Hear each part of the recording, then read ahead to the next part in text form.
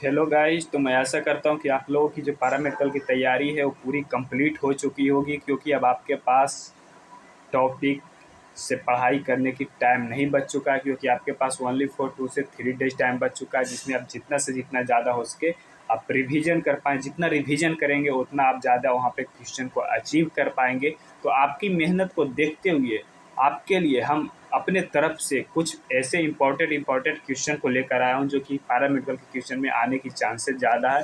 तो यहाँ पे संपूर्ण साइंस का यहाँ पे क्या करवाया जा रहा है, रिवीजन करवाया जा रहा है। संपूर्ण साइंस का यहाँ पे मोस्ट बीवीआई इंपॉर्टेंट क्वेश्चन को रिवाइज करवाया जा रहा है। तो आप लोग इसे अच्छी तरीके से करें। इसके करने के बाद आपके पास एक एनर्जी उत्पन्न होगा। जब आप पूरा इसको कंप्लीट कीजिए तब आपके पास एक कॉन्फिडेंस आएगा कि हम इतने क्वेश्चन को बना पाएंगे, वहाँ पर इतने क्वेश्चन हमको आता है और इतना हमको मेहनत थोड़ा सा और करने की, या तो फिर हमको पूरी कंप्लीट है तो हम वहाँ पे अच्छे तरीके से और बूस्ट हो जाएंगे। मतलब कि जितना आप लोग यहाँ पे प्रैक्टिस कर लीजिए, रिवीजन कर लीजिए, उतना ज़्यादा से ज़्यादा आप वहाँ पे क्वेश्चन को बना के आ पाइएगा, और जितना ज़्यादा क्वेश्चन बनाइएगा उतना बढ़िया कॉलेज आपको मिल पाएगा। तो आपकी मेहनत को देखते हुए मैं एक साइंस का क्वेश्चन लेकर आया हूँ जो कि फिजिक्स से, तो सारा संपूर्ण क्वेश्चन मोस्ट बीवीआई लेकर आया हूँ। तो हमारे चैनल से बने रहने के लिए हमारे चैनल को सब्सक्राइब, लाइक, शेयर जरूर करें, ताकि हम आपको अच्छे से अच्छे कंटेंट को प्रोवाइड करें और 2 से 3 दिन में जितना ज़्यादा हो सके उतना महत्वपूर्ण क्वेश्चन को आपको प्रोवाइड करें। तो जो जो अभी तक सब्सक्राइब नहीं किए सब्सक्राइब कर ले। तो चलिए क्वेश्चन की ओर बढ़ते हैं, आपका समय को लेट नहीं करते हुए। पहला क्वेश्चन क्या कर रहा है बच्चों, पहला क्वेश्चन कर रहा है निम्नलिखित में कौन सदिश राशि है। क्वेश्चन क्या कर रहा है, निम्नलिखित में से कौन सदिश राशि है। कार्य, द्रव्यमान, चाल, विस्थापन। तो सभी लोग जवाब देंगे कौन सा है सदिश राशि, इसका जवाब दीजिए सभी लोग। इसका राइट आंसर क्या हो जाएगा बच्चों। तो सबसे पहले नंबर आपको बता देना चाहते हैं सदिश राशि कहते हैं किसको। तो सदिश राशि हम उसको कहते हैं, आप लोग याद रखिएगा, क्वेश्चन पूछा जाता है बार बार। सदिश राशि हम लोग उसको कहते हैं जिसमें दिशा और क्या चीज, परिमाण, दिशा और क्या चीज, परिमाण दोनों दिया हुआ है। जिसमें दिशा और परिमाण दोनों दिया हुआ है उसको क्या कहते हैं, सदिश राशि। तो इसमें कौन सा है जिसमें दिशा रहता है और परिमाण दोनों रहता है। चलिए सभी लोग जवाब देंगे, इसका राइट आंसर क्या हो जाएगा। तो जिनका जिनका डी है उनका बिल्कुल सही है। इसका राइट आंसर क्या हो जाएगा बच्चों, डी हो जाएगा। डी में दिशा, विस्थापन, विस्थापन कहने का मतलब क्या है उसका, दूरी। दूरी मतलब कि फाइनल दूरी से इनिशियल दूरी की जो दूरी होता है उसको विस्थापन कहा जाता है। मतलब यहाँ से आप लोग यहाँ चल के आए तो यहाँ से इतना को माइनस करेंगे तो इसको जो आया वो क्या होगा, विस्थापन कहलाता है। तो विस्थापन को क्या कहा जाता है, सदिश राशि बोला जाता है। तो चलिए अगला क्वेश्चन की ओर। अगला क्वेश्चन क्या करें, इनमें से कौन अदिश राशि। अदिश राशि पूछ रहा है, अदिश राशि में क्या होता है, ओनली फॉर इसमें क्या रहता है, परिमाण रहता है। ओनली फॉर क्या रहता है इसमें बच्चों, परिमाण रहता है, इसमें डायरेक्शन नहीं रहता। तो इन चारों में से कौन सा है जो कि अदिश राशि है, सभी लोग जवाब दीजिए। बल, कार, संवेग, त्वरण। जल्दी जल्दी जवाब दीजिए, इसका राइट आंसर क्या हो जाएगा। इन चारों में से कौन है जो अदिश राशि है, सभी लोग जवाब दीजिए, इसका राइट आंसर क्या हो जाएगा बच्चों। तो कार एक वर्क है जो क्या अदिश राशि, इसमें कोई डायरेक्शन नहीं होता कि कौन सा डायरेक्शन में वर्क किया गया। आप बैठे बैठे भी वर्क कर सकते हैं, आप चलकर भी वर्क कर सकते हैं, किसी प्रकार से भी आप वर्क कर सकते हैं। आप सो रहे हैं तो सोना भी एक प्रकार का वर्क है, तो भी वर्क करें। तो इसमें कोई भी क्या होता है, डायरेक्शन है। तो इसका राइट आंसर क्या हो जाएगा, बी हो जाएगा। जिनका बी है बिल्कुल सही जवाब। अगला क्वेश्चन की ओर। अगला क्वेश्चन क्या कर रहा है बच्चों, कह रहा है निम्नांकित में सदिश राशि कौन सा है। कह रहा है इन चारों दिया हुआ इनमें से फिर पूछ दिया क्या सदिश राशि कौन है, शक्ति, विभव, कार्य, विस्थापन। तो अभी बताया गया क्या चीज, सदिश राशि कौन होगा, विस्थापन। विस्थापन के पास क्या होता है, डायरेक्शन और परिमाण दोनों होता है, दिशा और परिमाण दोनों होता है, इसलिए क्या हो जाएगा सदिश राशि। तो चलिए अगले क्वेश्चन की ओर। अगला क्वेश्चन क्या कर रहा है बच्चों, कह रहा है यदि किसी वस्तु द्वारा, क्वेश्चन क्या कर रहा है बच्चों, क्वेश्चन कह रहा है यदि किसी वस्तु के द्वारा तय की गई दूरी समय के वर्ग के अनुक्रमानुपाती यानी डायरेक्टली प्रोपोर्शनल होती है तो हम यह कह सकते हैं कि वस्तु क्या है। कह रहा है क्या चीज, यदि कोई वस्तु द्वारा तय की गई दूरी समय के वर्ग के अनुक्रमानुपाती मतलब डायरेक्टली प्रोपोर्शनल होती है तो हम उसको क्या कह सकते हैं। शून्य वेग से चलती है, या अचर चाल से चली जाती है, चल रही, या तो फिर का त्वरण अचर है, या तो फिर का वेग समान है, मतलब उसका वेग समान है। तो चलिए इसका राइट आंसर क्या होगा, सभी लोग जवाब दीजिए बच्चों। कह रहा है अगर कोई वस्तु दूरी को तय करता है तो उसका समय का डायरेक्टली प्रोपोर्शनल क्या कहलाता है, एक क्वेश्चन पूछा। चलिए सभी लोग जवाब दीजिए, इसका राइट आंसर क्या हो जाएगा।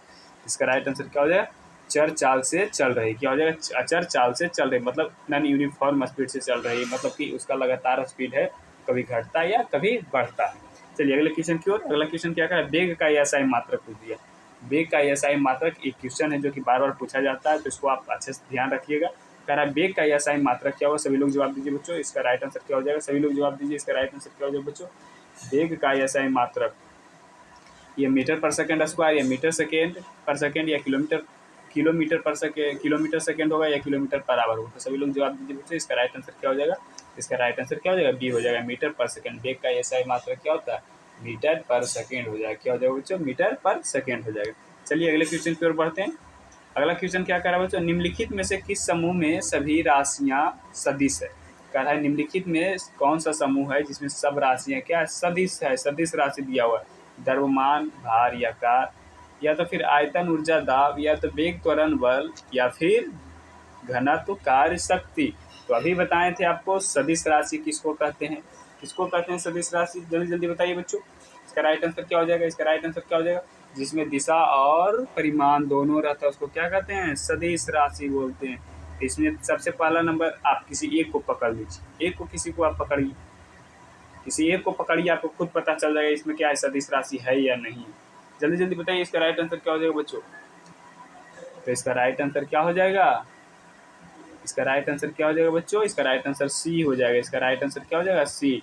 वेग, त्वरण और बल है जो क्या है सदिश राशि में दिशा भी होता है, डायरेक्शन भी होता है, दोनों होता है, परिमाण भी होता है, दोनों होता है। और इसमें देखिए कार में होता है, अभी बताए थे कार में नहीं होता, यहाँ पर भी देखिए कार आ गया तो इसमें भी नहीं होता। ऊर्जा, ऊर्जा भी कराता है तो ऊर्जा में होता है बच्चों? नहीं होता। चलिए अगले क्वेश्चन की ओर। अगला क्वेश्चन क्या कर रहा है बच्चों? यदि दो राशियों का अपसर ग्राफ सरल रेखा हो तो राशियां क्या कहलाता है? कह रहा है दो राशि का परस्पर ग्राफ सरल रेखा हो तो उसको क्या कहते हैं?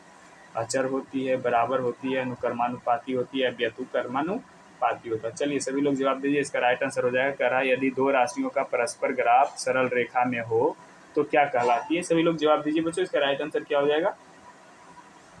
तो इसका राइट आंसर क्या हो जाएगा? अनुकर्मानुपाती कहलाती है, यानी कि डायरेक्टली प्रोपोर्शनल कहलाती है। क्या कहलाती है? डायरेक्टली प्रोपोर्शनल कहलाती है। चलिए अगले क्वेश्चन की ओर। अगला क्वेश्चन क्या कह रहा है बच्चों? कह रहा है एक व्यक्ति पटना से चलकर कोलकाता पहुंचता है। क्वेश्चन क्या कह रहा है बच्चों? एक व्यक्ति है जो क्या कर रहा है? पटना से चलकर कोलकाता पहुंचता है। कहाँ पहुंचता है बच्चों?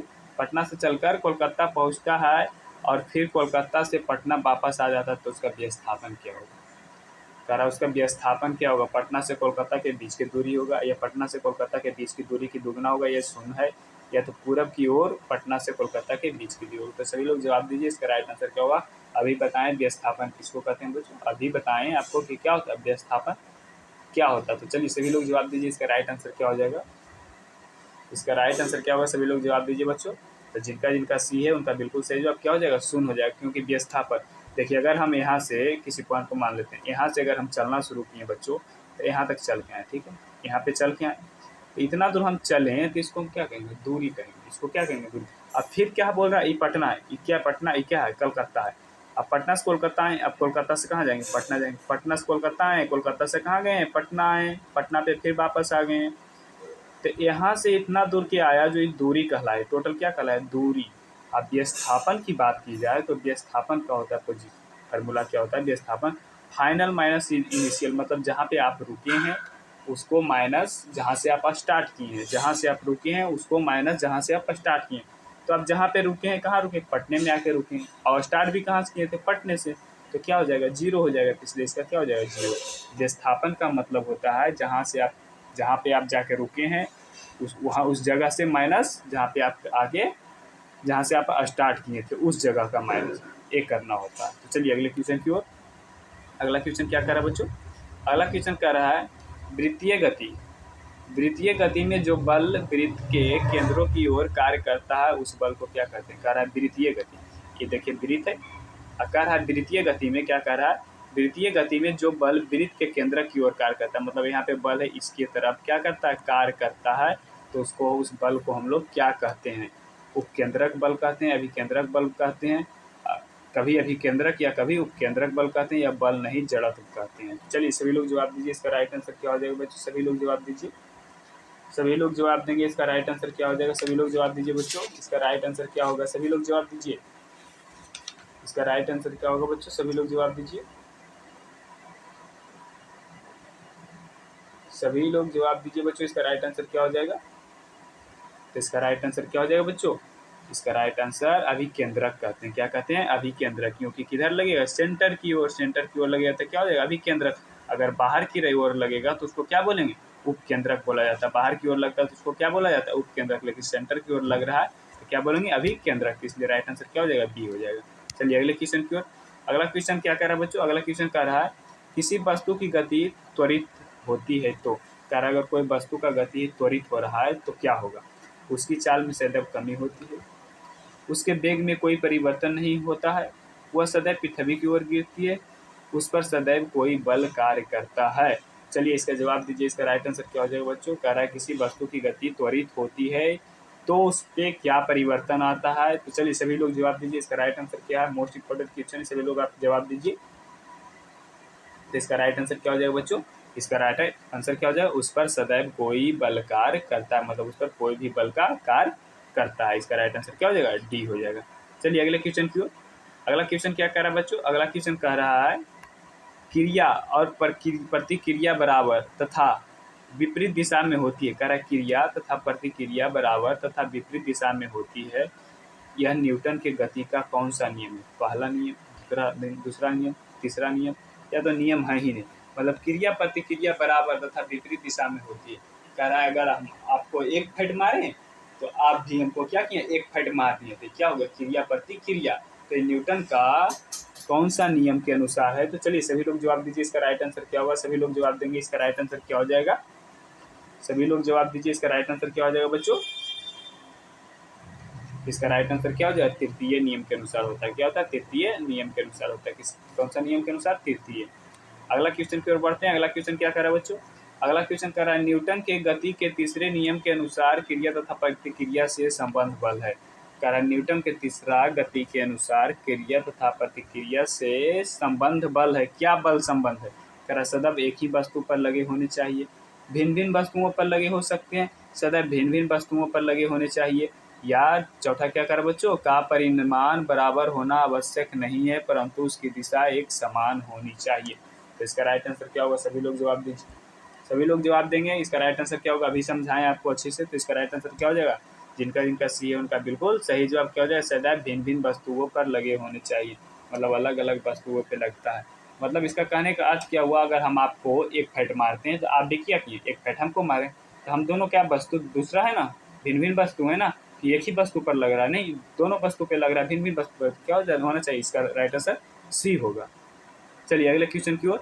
अगला क्वेश्चन क्या कर रहा है बच्चों? अगला क्वेश्चन कह रहा है किसी वस्तु का संवेग क्या? कह रहा है किसी वस्तु का संवेग क्या केवल द्रव्यमान पर निर्भर करता है, द्रव्यमान पर निर्भर नहीं करता, या द्रव्यमान और वेग दोनों पर निर्भर करता है, केवल वेग पर निर्भर करता है? तो किसी वस्तु पर संवेग क्या चीज़ पर निर्भर करता है? क्वेश्चन ये पूछ रहा है। चलिए सभी लोग जवाब दीजिए। इसका राइट आंसर क्या होगा बच्चों? सभी लोग जवाब देंगे।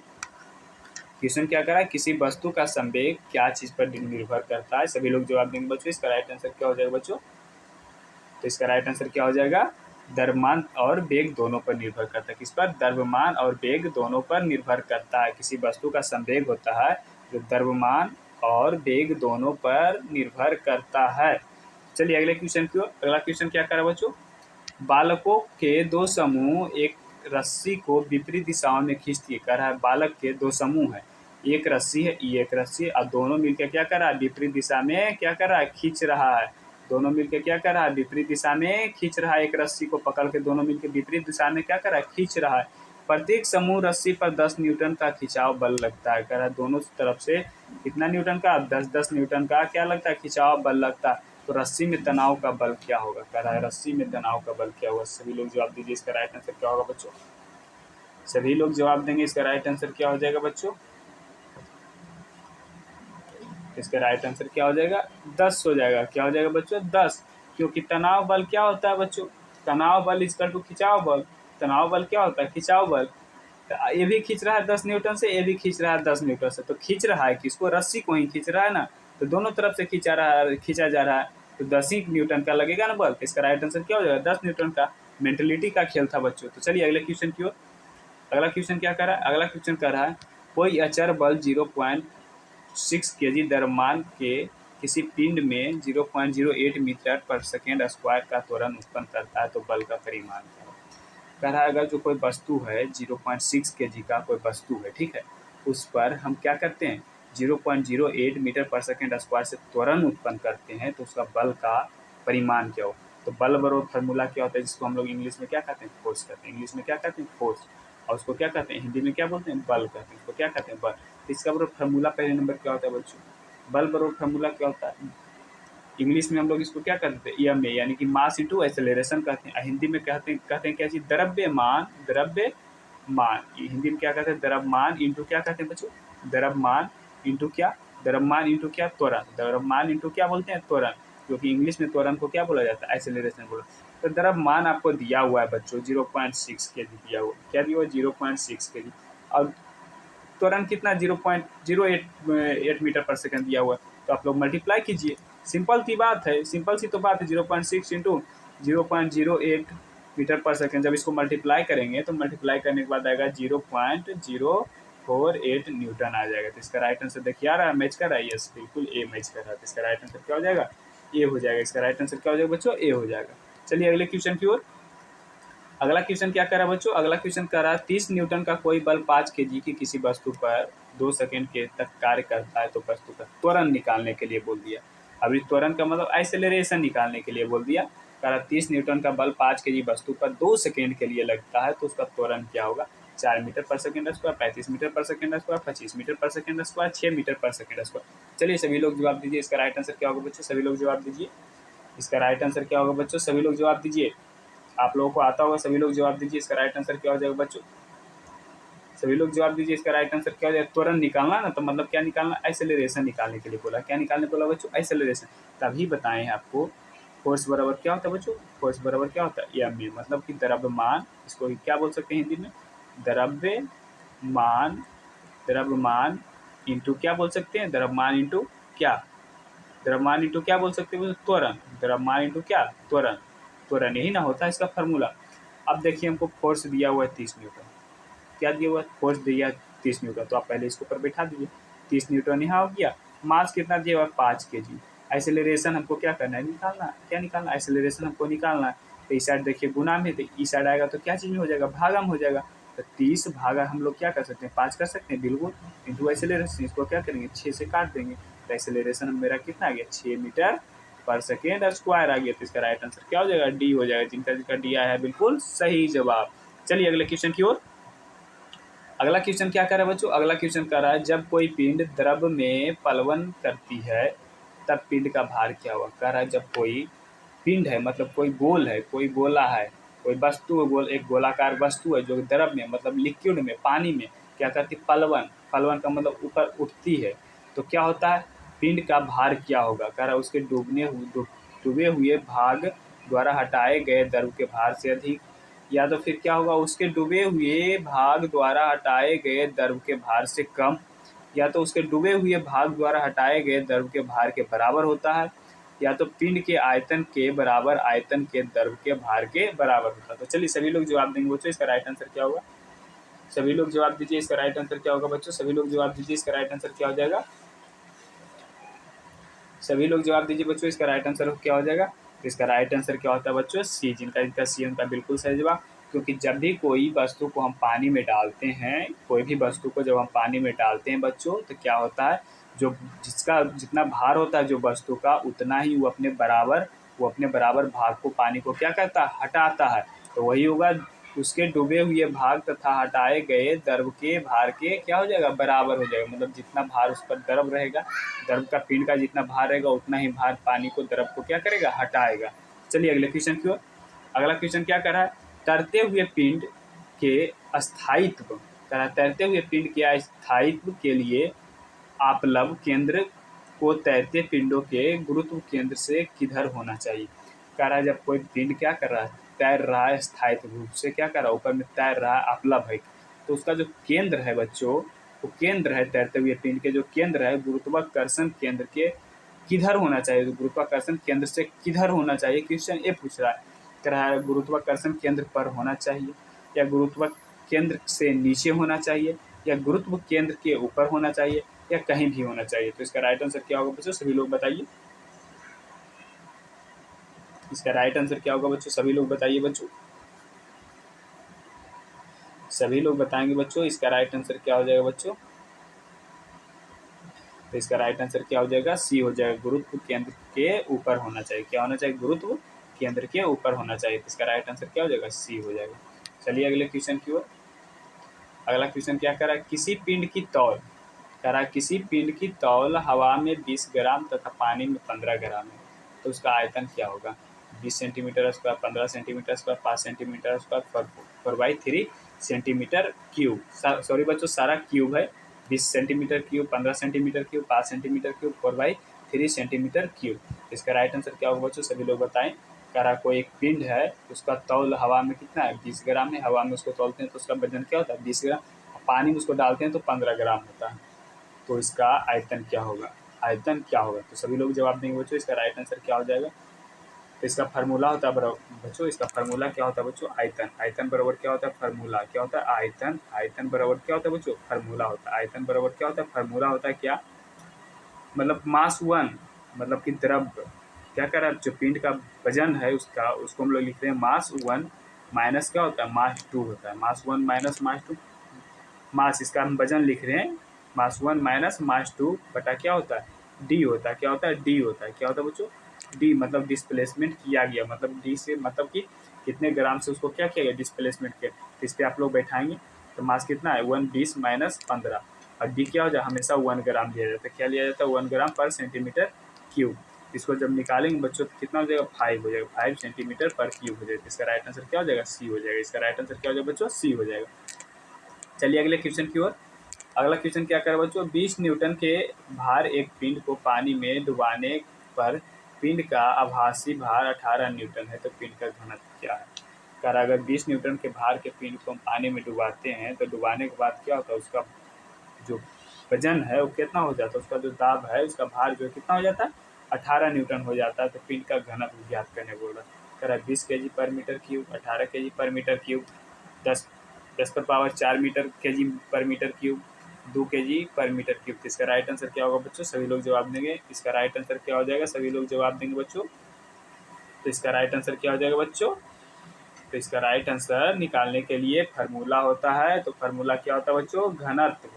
क्या होता है? घनत्व निकालने बोला है ना, तो घनत्व बराबर क्या होता है? फार्मूला होता है। घनत्व बराबर फार्मूला क्या होता है? अपेक्षिक घनत्व। अपेक्षिक घनत्व क्या होता है? आप फार्मूला इसको याद कर लीजिएगा। अपेक्षिक घनत्व, अपेक्षिक घनत्व मल्टीप्लाई पानी का घनत्व। क्या होगा? पानी का घनत्व। क्या? पानी का बच्चों घनत्व। अपेक्षिक घनत्व इक्वल टू क्या होगा? इंटू पानी घनत्व हो जाएगा। अपेक्षिक घनत्व करने का मतलब ऊपरी घनत्व, मतलब पानी के बाहर वाला घनत्व। तो पानी के बाहर वाला घनत्व कितना है? 20 न्यूटन। कितना बच्चों? 20 न्यूटन। कितना है बच्चों? 20 न्यूटन। और पानी में कितना घनत्व है? 18 न्यूटन। कितना बच्चों? 18 न्यूटन। कितना है? 18 न्यूटन। कितना है बच्चों? 18 न्यूटन। हमको पिंड का क्या निकालने बोला है? घनत्व निकालने बोला है ना। हमको क्या निकालने बोला बच्चों? पिंड का घनत्व निकालने बोला है ना। तो अपेक्षिक घनत्व कितना है? 20 न्यूटन। कितना बच्चों? 20 न्यूटन। और इसका क्या कहता है? अब इसका घनत्व निकालने, पानी का घनत्व बोल रहा है निकालेंगे, तो पानी का घनत्व कितना? 18 न्यूटन दिया हुआ। कितना दिया हुआ बच्चों? 18 न्यूटन दिया। सॉरी बच्चों, यहाँ पे थोड़ा सा रॉन्ग लिखा गया है, उल्टा लिखा गया बच्चों, इसको आप लोग सुधार लीजिए। यहाँ पे थोड़ा गलत लिखा गया। होता क्या चाहिए? अपेक्षिक घनत्व। अपेक्षिक घनत्व बटा क्या होता है बच्चों? पानी का घनत्व होता है। अपेक्षिक घनत्व बटा क्या होता है? पानी का क्या होता है? घनत्व होता है। पानी का क्या होता है? घनत्व होता है। क्या होता है? अपेक्षिक घनत्व बटा क्या होता है? पानी का घनत्व। तो अपेक्षिक घनत्व कितना है? 20।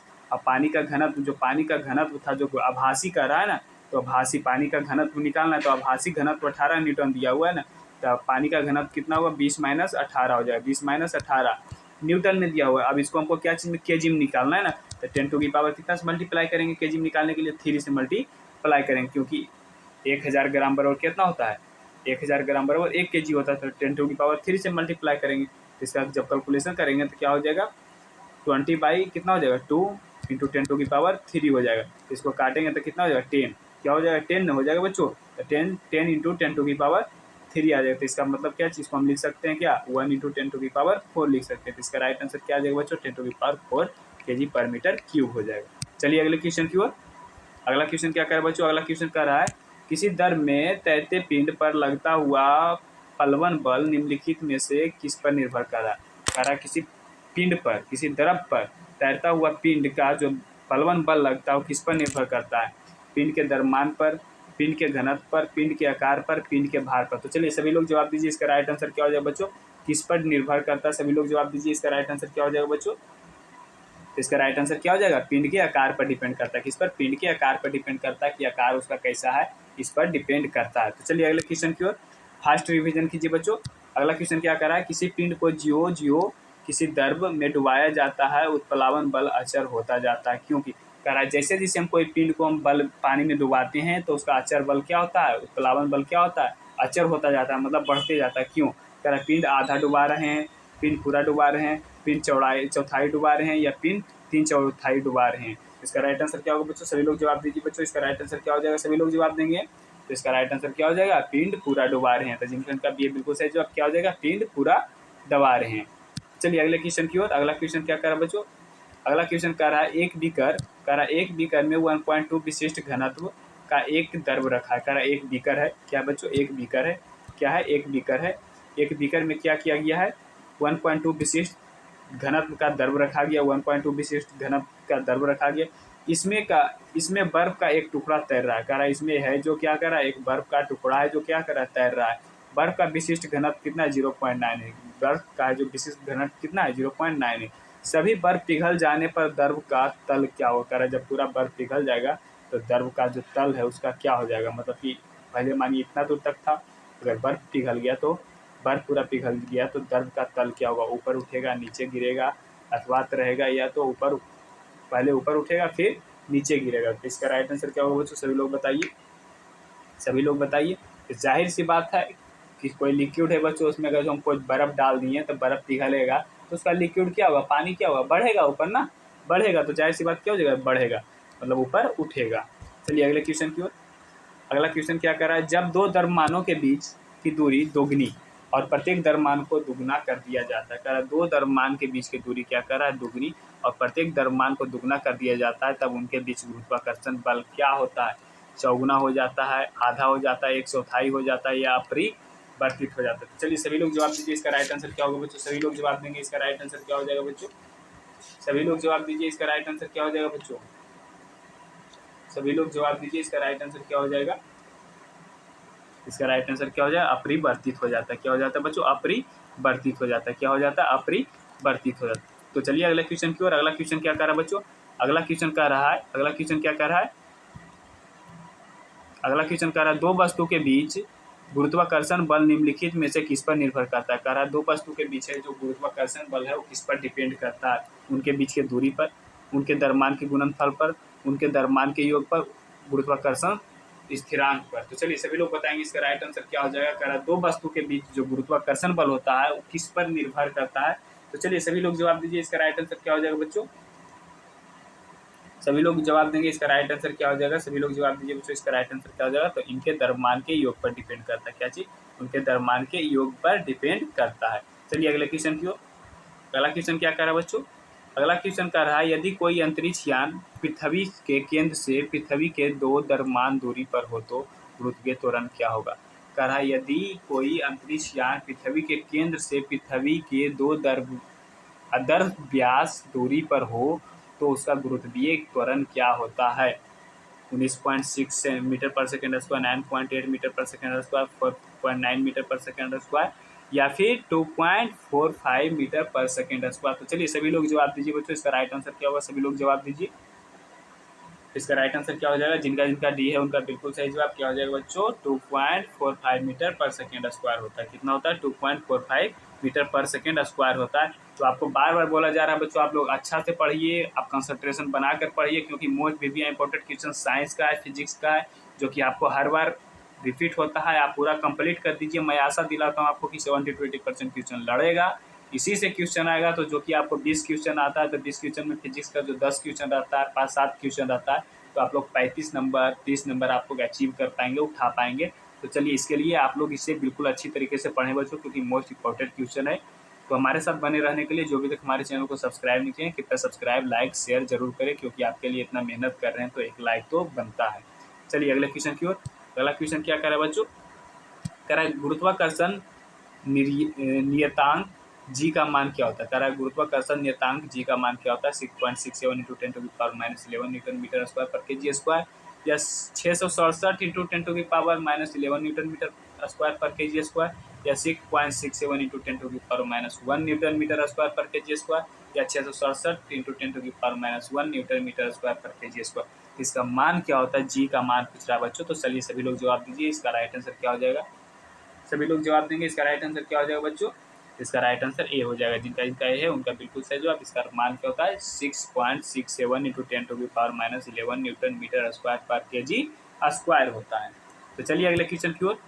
अगला क्वेश्चन क्या कर रहा है बच्चों, अगला क्वेश्चन कह रहा है यदि कोई ऐसा ग्रह हो, कह रहा है यदि कोई ऐसा ग्रह हो जिसका द्रव्यमान तथा अर्ध व्यास दोनों पृथ्वी के आधे हो, तो उस ग्रह की सतह पर गुरुत्वीय त्वरण होगा। कह रहा है अगर जो कोई वैसा ग्रह है जिसका द्रव्यमान मतलब उसका भार और अर्ध व्यास मतलब कि जो उसका रेडियस होता है वो क्या हो जाए, आधा हो जाए, दोनों से आधे हो जाए, तो उस ग्रह की सतह पर गुरुत्वीय त्वरण क्या होगा। चलिए सभी लोग जवाब दीजिए बच्चों, इसका राइट आंसर क्या हो जाएगा।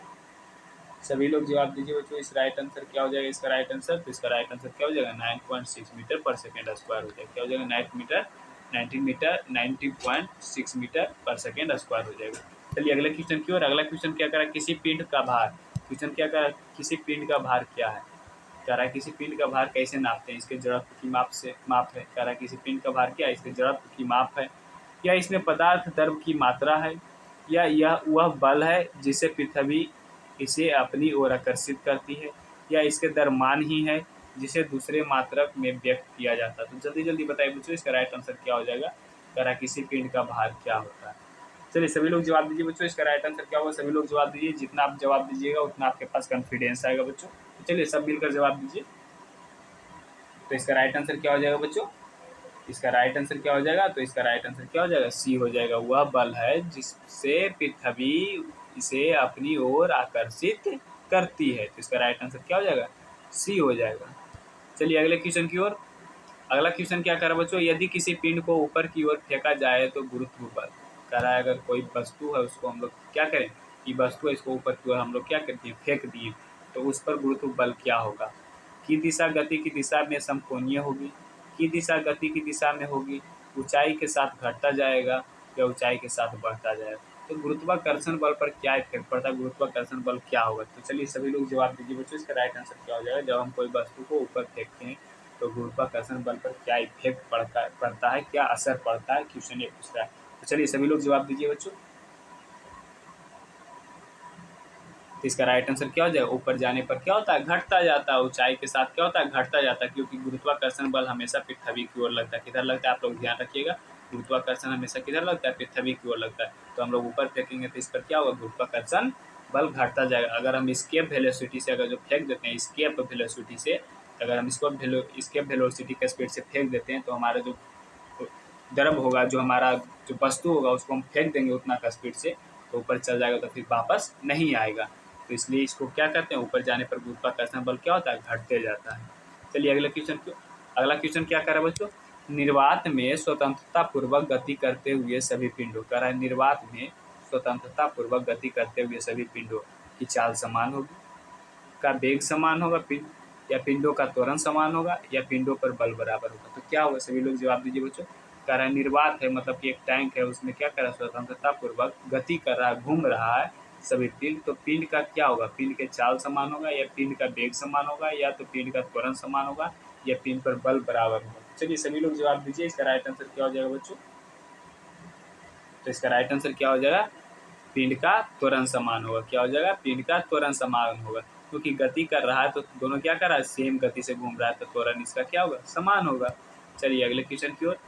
अगला क्वेश्चन क्या कर रहा है, गुरुत्वीय त्वरण का मान। कर रहा है गुरुत्वीय त्वरण का मान क्या है, सभी स्थानों पर बराबर होता है, या पृथ्वी पर सभी जगह बराबर होगा, या पृथ्वी के अक्षांश पर निर्भर करता है, या चंद्रमा पर अधिक है क्योंकि उसका व्यास कम।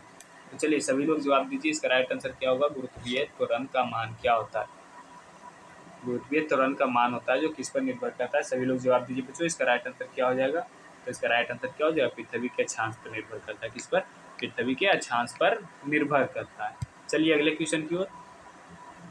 अगला क्वेश्चन क्या कर रहा है बच्चों, अगला क्वेश्चन कर रहा है मुक्त रूप से पतनशील पिंड की कुल ऊर्जा। कर रहा है मुक्त रूप से पतनशील पिंड की ऊर्जा क्या है, बढ़ती जाती है, घटती जाती है, कभी बढ़ती तो कभी घटती है, या अपरिवर्तित रहती है। तो चलिए सभी लोग जवाब देंगे, इसका राइट आंसर क्या होगा।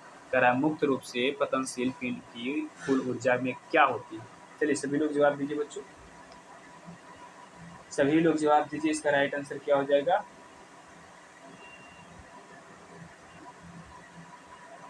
सभी लोग जवाब दीजिए बच्चों, इसका राइट आंसर मुक्त रूप से पतनशील पिंड की कुल ऊर्जा क्या होती है। सभी लोग जवाब दीजिए, इसका राइट आंसर क्या हो जाएगा बच्चों।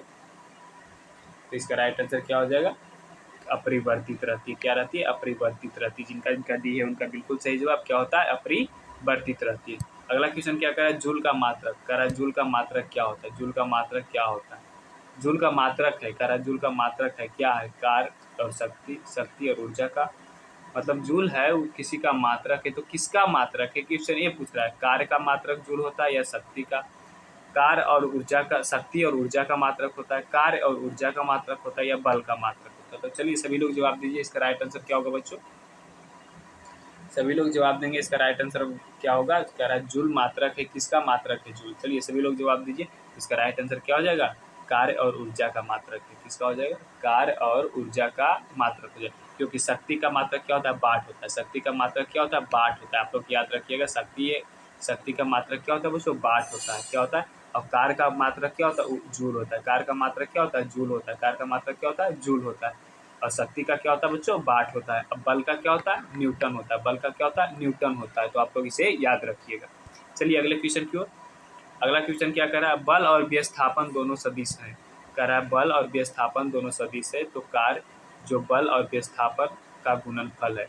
कह रहा है बल और विस्थापन दोनों सदिश हैं, तो कार्य जो बल और विस्थापन का गुणनफल है, तो क्या कहलाएगा, सदिश कहलाएगा या अदिश कहलाएगा। या न तो सदिश कहलाएगा, न तो अदिश कहलाएगा, केवल संख्या कहलाएगा। तो क्या कहलाएगा, सभी लोग जवाब दीजिए बच्चों, सभी लोग जवाब दीजिए। तो इसका राइट आंसर क्या हो जाएगा, अदिश कहलाएगा। क्या कहलाएगा, अदिश कहलाता है। क्या कहलाता है, अदिश कहलाता है। चलिए अगले क्वेश्चन की ओर। अगला क्वेश्चन क्या कर रहा है, अगला क्वेश्चन कह रहा है जब किसी पिंड को पृथ्वी तल से कुछ ऊपर उठाया जाता है तो क्या होता है। कह रहा है जब किसी पिंड को गति से, जब किसी पिंड को पृथ्वी तल से ऊपर उठाते हैं तो क्या होता है। कह रहा है उसकी गतिज ऊर्जा बढ़ती है, स्थित ऊर्जा घटती है, स्थित ऊर्जा अपरिवर्तित होती है, या स्थित ऊर्जा बढ़ती है। तो चलिए सभी लोग जवाब दीजिए, इसका राइट आंसर क्या होगा। तो इसका राइट आंसर क्या हो जाएगा बच्चों, सभी लोग बताएंगे। तो इसका राइट आंसर क्या हो जाएगा, स्थित ऊर्जा क्या होती है, बढ़ती है। स्थित ऊर्जा क्या होती है, बढ़ती है। क्योंकि स्थित ऊर्जा का फॉर्मूला क्या होता है, mgh। क्या होता है बच्चों, mgh होता है, mgh होता है। तो हाइट जितना बढ़ेगा, हाइट जितना बढ़ेगा मतलब ऊंचाई जितना बढ़ेगा, उसका स्थित ऊर्जा क्या होगा, बढ़ेगा। चलिए अगले क्वेश्चन की ओर। अगला क्वेश्चन क्या करा, चलती गाड़ी में बैठे आदमी की ऊर्जा होगी। कह रहा है चलती गाड़ी है, उसमें बैठा हुआ आदमी की ऊर्जा क्या होता है, गतिज ऊर्जा, स्थित ऊर्जा, गतिज और स्थित दोनों ऊर्जा, या शून्य होता है। तो चलिए सभी लोग जवाब दीजिए। जब कोई आदमी गाड़ी चल रहा है, जैसे कि बस चल रहा है, तो बस में बैठा हुआ है आदमी, तो बैठा हुआ आदमी की ऊर्जा क्या होता है। सभी लोग जवाब दीजिए, सभी लोग जवाब दीजिए, इसका राइट आंसर क्या हो जाएगा। तो इसका क्या हो जाएगा, गति और स्थित ऊर्जा दोनों होता है। क्या होता है, गतिज और स्थित ऊर्जा दोनों होता है। अगला क्वेश्चन की ओर बढ़ते हैं। अगला क्वेश्चन क्या कर रहा है बच्चों, कह रहा है कोई पिंड किसी ऊंचाई से नीचे गिराया जाता है। कह रहा है किसी भी पिंड को, मतलब किसी भी वस्तु को ऊपर से नीचे गिराते हैं, तब पतन की अवधि में उसकी ऊर्जा का रूपांतरित हो जाता है। तो कह रहा पतन की अवधि में उसकी ऊर्जा में रूपांतरित हो जाता है। तो कौन सा रूपांतरित होता है, गतिज ऊर्जा से स्थित ऊर्जा में चला जाता है, या स्थित ऊर्जा से गतिज ऊर्जा में, या गतिज ऊर्जा से ऊष्मा ऊर्जा में, या तो स्थित ऊर्जा से ध्वनि ऊर्जा में। सभी लोग जवाब देंगे, इसका राइट आंसर क्या हो जाएगा बच्चों, सभी लोग जवाब देंगे। तो इसका राइट आंसर क्या हो जाएगा, स्थित ऊर्जा से गतिज ऊर्जा में। इसका राइट आंसर क्या हो जाएगा, बी हो जाएगा। स्थित ऊर्जा से क्या होता है, गतिज ऊर्जा में कन्वर्ट हो जाता है। क्योंकि आपको बताएं स्थित ऊर्जा का फॉर्मूला क्या होता है, mgh। मतलब जितना ऊंचा पर रहेगा उतना क्या होगा, स्थित ऊर्जा होगा, और जितना स्पीड से चलेगा उतना क्या होगा, गतिज ऊर्जा होगा। तो स्थित ऊर्जा यहाँ पर है बच्चों, यहाँ से हम गिरा दें, ठीक है, यहाँ से हम नीचे गिराएं, तो यहाँ से बस तो यहाँ आया, तो इसका हाइट कम आता है, स्थित ऊर्जा क्या हो गया, कम गया। और इसका क्या किया, तेजी, ऊपर से आता है कोई वस्तु तो क्या था, तेजी होते आता है ना, तो तेजी से आ रहा है, तेजी, इसका तेजी बढ़ गया, स्पीड बढ़ गया, तो क्या हो गया, स्थित ऊर्जा क्या उसी में हो गया, गतिज ऊर्जा में कन्वर्ट हो गया। तो चलिए अगले क्वेश्चन की ओर। अगला क्वेश्चन क्या कर रहा है बच्चों, अगला क्वेश्चन कर रहा है द्रव्यमान m का एक पिंड जो जमीन से h ऊंचाई पर है और भी वेग से चल रहा है तो स्थित ऊर्जा क्या हो। कह रहा है अगर द्रव्यमान m है, मतलब मास उसका m है, कोई पिंड का, कोई वस्तु का, जमीन से h ऊंचाई पर है और वेलोसिटी v से चल रहा है तो उसका स्थित ऊर्जा क्या होगा। तो चलिए सभी लोग जवाब दीजिए बच्चों, इसका राइट आंसर क्या हो जाएगा। तो इसका राइट आंसर क्या हो जाएगा, अभी बताएं स्थित ऊर्जा का फॉर्मूला क्या होता है, mgh। तो इसका राइट आंसर क्या हो जाएगा, mgh। चलिए अगले क्वेश्चन की ओर। अगला क्वेश्चन क्या करा, यदि किसी वस्तु को गर्म किया जाए तो उसके अणुओं में क्या असर पड़ेगी। करा यदि किसी वस्तु को गर्म किया जाए तो उसका अणु में क्या असर पड़ेगा। वो चाल बढ़ जाती, मतलब उसका अणु के चाल होता है जो क्या होता है, बढ़ जाता है। कोई वस्तु को हम गर्म करते हैं तो उसका अणु का जो चाल होता है वो बढ़ जाता है, या तो फिर उसकी अणु की ऊर्जा कम हो जाती है, या तो फिर अणु का भार बढ़ जाता है, या तो फिर अणु का भार कम हो जाता है। चलिए इसका राइट आंसर क्या होगा, सभी लोग जवाब देंगे बच्चों। करा कोई वस्तु को हम गर्म करेंगे तो उसका अणु होता है, जो छोटा छोटा पार्टिकल होता है, उसका क्या परिवर्तन आता है, उसमें क्या परिवर्तन आता है। चलिए सभी लोग जवाब दीजिए बच्चों, सभी लोग जवाब दीजिए। चलिए सभी लोग जल्दी जल्दी जवाब दीजिए, इसका राइट आंसर क्या हो जाएगा बच्चों। तो इसका राइट आंसर क्या हो जाएगा, उसका चाल क्या होता है, बढ़ जाता है। उसका चाल क्या होता है, अणु के चाल क्या होता है बच्चों, बढ़ जाता है। अगला क्वेश्चन की ओर बढ़ते हैं, जल्दी जल्दी आप लोग जवाब दीजिए, फास्ट रिवीजन कीजिए बच्चों। किसी वस्तु की ऊष्मीय ऊर्जा की पहचान होती है वस्तुओं के अणुओं की। कह रहा है किसी वस्तु के ऊष्मीय ऊर्जा की पहचान होती है वस्तुओं के अणुओं की, किस पर, स्थित ऊर्जा से, गतिज ऊर्जा से, उसके अणु के गतिज ऊर्जा से, या स्थित ऊर्जा से, या तो गतिज तथा स्थित दोनों ऊर्जा से, या ना तो गतिज ऊर्जा से ना तो स्थित ऊर्जा से। तो चलिए इसका राइट आंसर क्या होगा, सभी लोग जवाब दीजिए बच्चों, फटाफट दीजिए, फटाफट रिवीजन कीजिए बच्चों। इसका राइट आंसर क्या हो जाएगा, सभी लोग जवाब दीजिए। तो इसका राइट आंसर क्या हो जाएगा, बी। जिनका जिनका बी है उनका बिल्कुल सही जवाब है। चलिए अगले क्वेश्चन की ओर। अगला क्वेश्चन क्या कर रहा है बच्चों, उष्मा का एसआई मात्रक है। कह रहा है उष्मा का एसआई मात्रक क्या होगा, मीटर, किलोग्राम, जूल, मीटर पर सेकेंड। चलिए सभी लोग जवाब दीजिए, इसका राइट आंसर क्या हो जाएगा, उष्मा का एसआई मात्रक क्या है। चलिए सभी लोग जवाब दीजिए, उष्मा का एसआई मात्रक क्या है। तो इसका राइट आंसर क्या हो जाएगा, जिनका जिनका जूल है उनका बिल्कुल सही जवाब। उष्मा का एसआई मात्रक क्या हो जाएगा, जूल हो जाएगा। क्या हो जाएगा, जूल हो जाएगा। अगला क्वेश्चन क्या कर रहा है, किसी वस्तु की ऊष्मीय ऊर्जा उस वस्तु के अणुओं, कह रहा है किसी वस्तु के ऊष्मीय ऊर्जा उस वस्तु के अणु पर क्या प्रभाव डालता है। मतलब अणु की गतिज ऊर्जा होती है, अणु की कुल ऊर्जा होती है, अणु का औसत वेग होता है, अणु की औसत स्थित ऊर्जा होती है। तो इसका राइट आंसर क्या होगा, सभी लोग जवाब दीजिए बच्चों।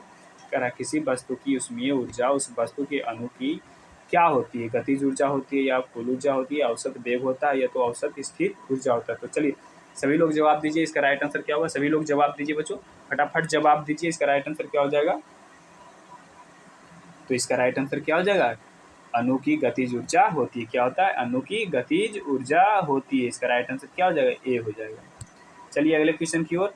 अगला क्वेश्चन क्या कर रहा है बच्चों, निम्नलिखित में से सही कथन चुनिए। कह रहा है क्या, निम्नलिखित में से सही कथन को चुनिए। गैस के अणु स्वतंत्रता पूर्वक गति नहीं कर सकते हैं, जूल ऊष्मा तथा कार का एसआई मात्रक नहीं है, घर्षण से ऊष्मा नहीं उत्पन्न होती है, गतिज ऊर्जा यांत्रिक ऊर्जा की कीमत पर ऊष्मा उत्पन्न होती है। तो चलिए सभी लोग जवाब देंगे, इसमें से कौन सा कथन है जो सही है। सभी लोग जवाब देंगे, इसका राइट आंसर क्या हो जाएगा। तो इसका राइट आंसर क्या हो जाएगा बच्चों, तो इसका राइट आंसर डी हो जाएगा। इसका राइट आंसर क्या हो जाएगा, डी हो जाएगा। गतिज ऊर्जा की कीमत पर ऊष्मा उत्पन्न होती है। क्या होता है, गतिज ऊर्जा की कीमत पर ऊष्मा उत्पन्न होती है। घर्षण से क्या होता है, ऊष्मा उत्पन्न बिल्कुल होता है, यहाँ पर नहीं लिख दिया तो गलत है। घर्षण से उत्पन्न ऊष्मा क्या होता है, उत्पन्न होता है। क्योंकि ठंडा के दिन में जब हम लोग हाथ रगड़ते हैं, घिसते हैं, तो क्या होता है, गर्म लगता है, तो ऊष्मा का क्या होता है, उत्पन्न होता है। अभी पढ़ा के हैं जूल, ऊष्मा और कार का एसआई मात्रक, पीछे बता कर आए। गैस के अणु हमेशा स्वतंत्र होता है, इसमें बोल दिया नहीं होता, लेकिन हमेशा क्या होता है, स्वतंत्र होता है। आप गैस को एक रूम में खोल दीजिए, पूरा रूम में फैल जाएगा। आप बाहर खोल दीजिए, पूरा बाहर में फैल जाएगा। मतलब पूरा क्या होता है, स्वतंत्र होता है। चलिए अगले क्वेश्चन की ओर। अगला क्वेश्चन क्या कर बच्चों, ऊष्मा और ऊर्जा दोनों ही का एसआई मात्रक है। कह ऊष्मा और ऊर्जा का दोनों एसआई मात्रक कौन है, जूल होगा, एम्पियर होगा, हर्ट्ज होगा, इनमें से कोई नहीं। तो ऊष्मा और ऊर्जा का एसआई मात्रक क्या होगा, सभी लोग बताएंगे बच्चों। इसका राइट आंसर क्या हो जाएगा, जूल होता है। ऊष्मा और ऊर्जा का एसआई मात्रक क्या होता है, जूल होता है। चलिए अगले क्वेश्चन की ओर। अगला क्वेश्चन क्या कर, ताप मापा जाता है। कह रहा ताप है जो मापा जाता है क्या चीज़ से, बैरोमीटर से, तापमापी से, कैलोरीमीटर से, हाथ से। तो चलिए सभी लोग जवाब दीजिए, इसका राइट आंसर क्या हो जाएगा। ताप होता है जो गर्म होता है, टेम्परेचर होता है, क्या चीज़ से नापा जाता है। तो चलिए सभी लोग जवाब दीजिए, इसका राइट आंसर क्या हो जाएगा। इसका राइट आंसर क्या हो जाएगा, तापमापी मीटर से, यानी थर्मोमीटर से मापा जाता है। किससे, थर्मोमीटर से। आप लोग को फीवर आता होगा तो नापते होंगे किससे, थर्मामीटर से नापते हैं। चलिए अगले क्वेश्चन की ओर। अगला क्वेश्चन क्या कर रहा है बच्चों, किसी वस्तु का ताप निम्नलिखित में से किसका सूचक है। कह रहा है किसी वस्तु का ताप है उसका निम्नलिखित में से किसका सूचक है, उसके अणु की कुल ऊर्जा का, उसके अणुओं की औसत ऊर्जा का, उसके अणुओं के कुल वेग का, या उसके अणुओं के वेग के वर्ग के औसत का वर्गमूल का। तो चलिए इसका राइट आंसर क्या होगा, सभी लोग जवाब दीजिए।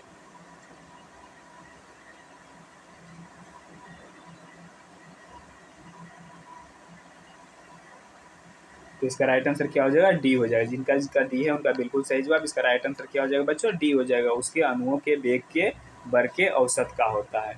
चलिए अगले क्वेश्चन की ओर। अगला क्वेश्चन क्या कर बच्चों, किसी वस्तु का ताप यह सूचित करता है कि संपर्क करने पर उष्मा।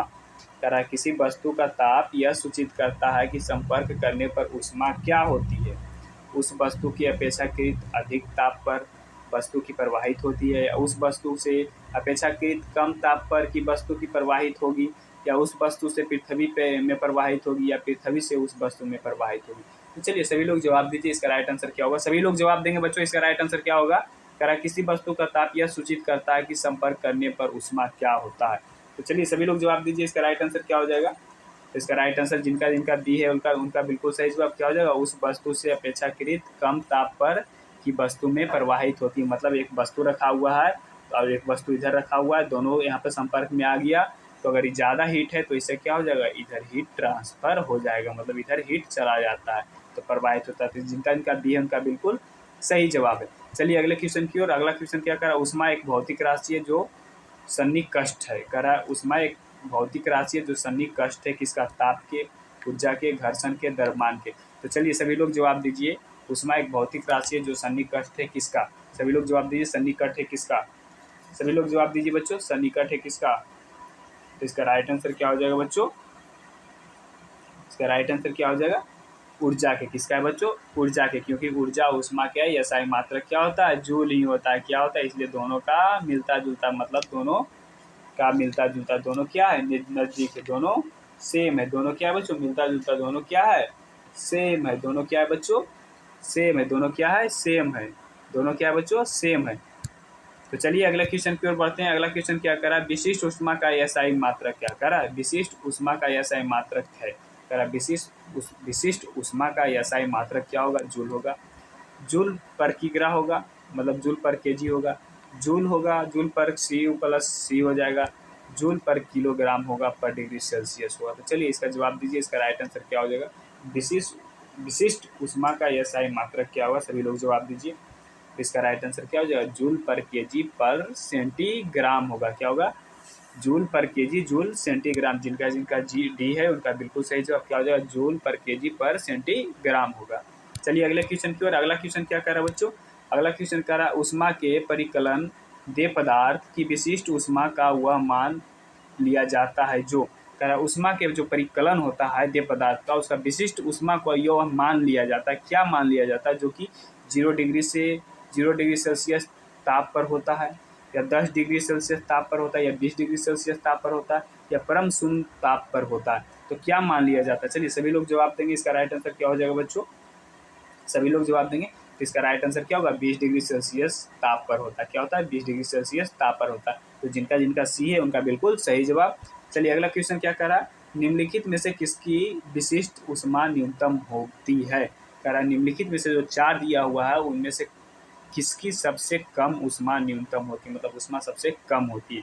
तांबा की उष्मा कम होती है, एल्युमिनियम की, या तो एल्कोहल की, या पानी की। तो चलिए सभी लोग जवाब देंगे, इसका राइट आंसर क्या हो जाएगा, किसका उष्मा होता है जो क्या होता है, सबसे कम होता है। तो चलिए सभी लोग जवाब दीजिए बच्चों, तो इसका राइट आंसर क्या हो जाएगा, जिनका जिनका ए है उनका बिल्कुल सही जवाब। तांबा की उष्मा क्या होता है, सबसे कम होती है। तांबा की उष्मा क्या होती है, सबसे कम होती है। तो चलिए थैंक्स बच्चों, थैंक्स। फिर मिलते हैं अगले वीडियो में। आपको मोस्ट VBI इंपॉर्टेंट यहाँ पे क्वेश्चन को करवाया गया है, जो कि आज की वीडियो के लेक्चर में पूरा कंप्लीट नहीं हुआ है। तो इसके एक लेक्चर और आएगा, तो आप लोग उसे अच्छी तरीके से कंप्लीट कर लीजिएगा। दोनों लेक्चर को आप अच्छी तरीके से कंप्लीट कर लीजिएगा। इस वीडियो को एंड यहाँ पे इसलिए किया जाता है क्योंकि लेक्चर का जो ड्यूरेशन है बहुत लंबा हो गया है, बहुत ज़्यादा चला गया है और क्वेश्चन की संख्या ज़्यादा था, इसलिए इसको यहाँ पे एंड किया जाता है। तो नेक्स्ट वीडियो फिर आएगी बच्चों, तो आप लोग उसे भी कंप्लीट कर लीजिएगा। तो नेक्स्ट वीडियो के लिए हमारे चैनल को सब्सक्राइब, लाइक, शेयर जरूर करें। और जो जो अभी तक हमारे चैनल को सब्सक्राइब नहीं किए तो हमारी मेहनत के लिए, जो कि आपको इतने कंटेंट प्रोवाइड कर रहे हैं पारा मेडिकल में आपको पास करवाने के लिए जो कर रहे हैं, तो इसके लिए भाई एक लाइक तो बनता है, आप एक लाइक तो करके जाओ। तो चलिए, थैंक्स, गॉड ब्लेस यू। आपको भगवान के आशीर्वाद आप पारा मेडिकल में अच्छे से अच्छे रैंक को प्राप्त कर पाए। फिर मिलते हैं अगले वीडियो में।